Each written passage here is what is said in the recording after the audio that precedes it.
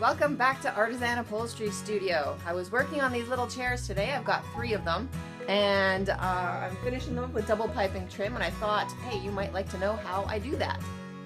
So let's jump right in. First we're going to cut it, then we're going to sew it, then we're going to put it on.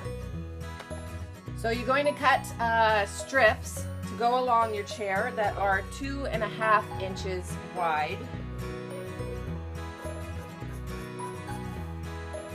So you're taking this strip of fabric and you are laying the tissue welts inside the edge here and fold it over about 1/3 of the way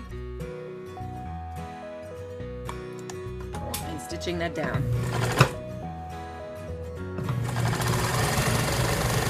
And you're starting at the first end again and doing it a second time. Now this is a double piping foot. So I can show you. It actually has 2 little grooves on the bottom for each side of that tissue welting, so it feeds through there really nicely and really cleanly.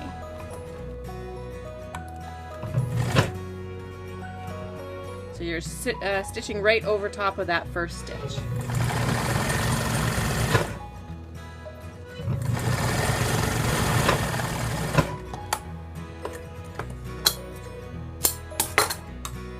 Go. I'm sure that someone is wondering if you can do this without a proper double piping foot. And in the past I have used just a zipper foot for the first stitch and then a regular foot to go over top of that. So a proper double piping foot makes the groove really deep, which is a nice detail to have. So yes, you can use a regular machine. No, it won't look as good. So like I said, I have 3 of these little chairs to do, so I've cut and sewn all my double piping. It seems like a crazy amount, but this is how much is necessary for covering a little chair like this. For starters, I'm going to go around the arms here and put on the little pieces I just made to cover up these little bits right here and here. So one quick tip, do not get your hot glue gun anywhere near your air line, because if you melt a little hole in that, going to be a big repair that you're going to have to do, and it makes a hell of a noise.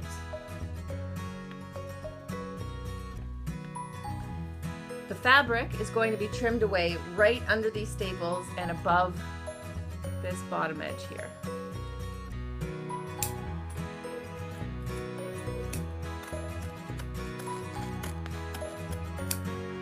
And you want to get to that right away after you cut it, because you don't want the edges of the fabric to fray.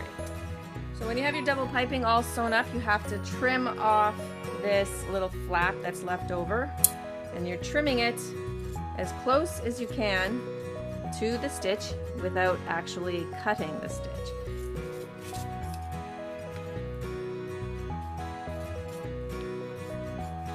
Now if there's a pattern, I like to find the center of the piping so that when I'm putting it on the chair, it's being centered with the pattern.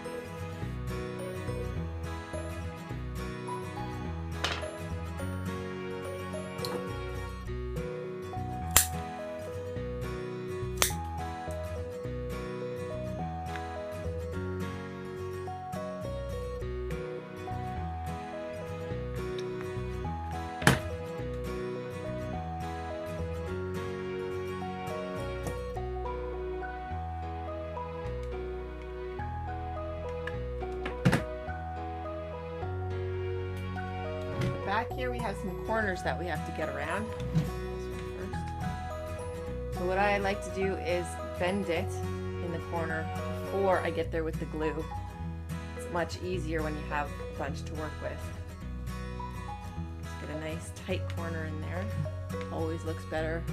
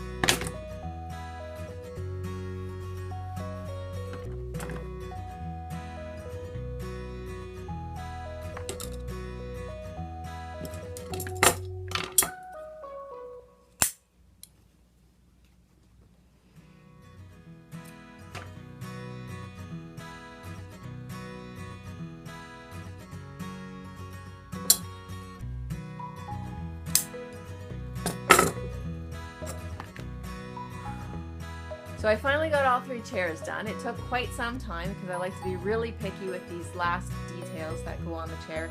But I think they look great, and I think the client will be very happy with how they turned out as well. Thanks for watching.